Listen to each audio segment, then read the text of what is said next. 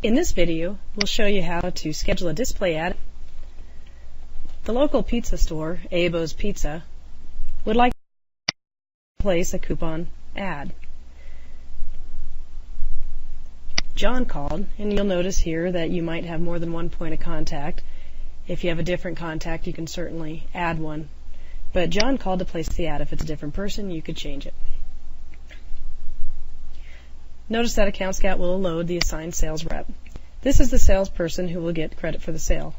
If someone else is to get credit, we can change it, but in this case, Steve has sold the ad, so we'll let him have the credit.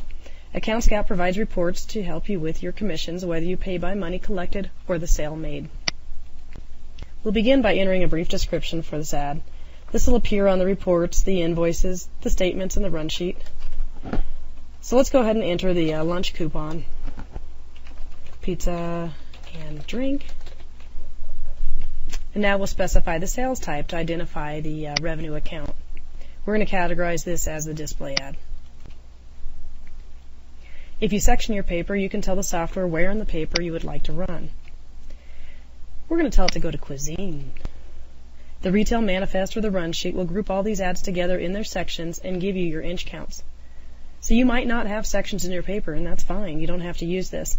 But it might help you, for example, if you have a color section, to group your color ads together to help you with your color pages. Well, Abo's here has a contract, so we have set up an agreement with them already. We're going to pick the contract and choose the size. I'm going to choose a square here.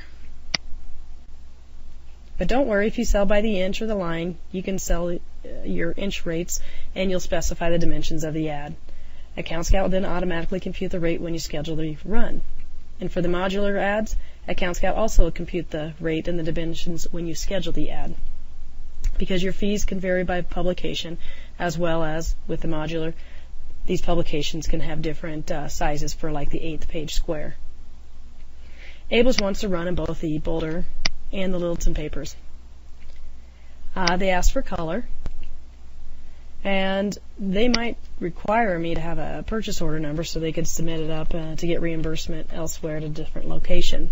So that's where I'll put my purchase order. The next step would be to type in any notes for production. So I can say the upper right corner, get new logo, and they knew they wanted it to be red, and it was a coupon. And those page requests will export out to any kind of third-party ad dumming software as well as to our manifests. So now we see that it's running in both the Littleton and the Boulder paper, and we're going to schedule their ads. There are a couple ways to schedule ads. I can either select the days on the calendar. I can go to my scheduling wizard and say, hey, we're going to run this 6 times in each paper, and I want to run it every other week. But this is going to schedule for maybe the 28th and the 29th. And down below, you'll see it's ready to go on the schedule runs. You'll notice that the Littleton paper costs just a little bit more than the Boulder paper. Likewise, the color is charged a little bit more too. Now that we've finished it, we can either go on and schedule another ad, or we can provide the advertiser a start order, or the designer an insertion order to create the new ad. So we have a couple different formats for these orders. Let's go ahead and click on the production view.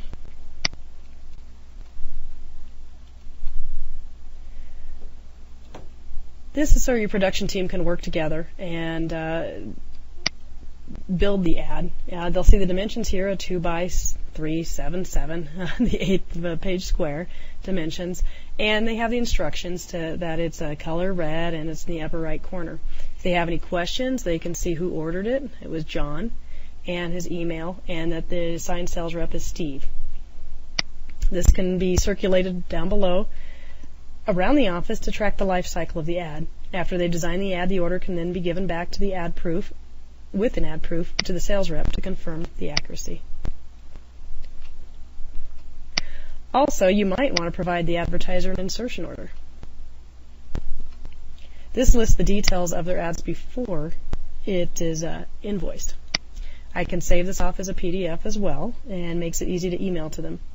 You can decide if you want to require a payment down below here, or a signature for their order. Reviewing these charges for your advertiser will eliminate some confusion on what they're going to be billed. They may have heard that you're only charging $121 for this run, but it's really $275. They might not have added the two together.